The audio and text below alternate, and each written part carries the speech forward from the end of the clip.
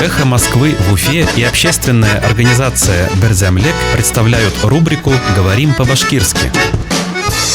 Пиявка. Hülük. Лечение пиявками. Hülük менен давалау. Лечение пиявками. Hülük менен давалау.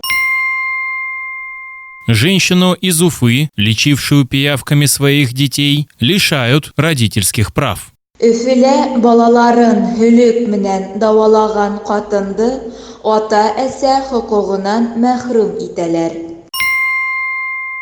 Женщину из Уфы, лечившую пиявками своих детей, лишают родительских прав.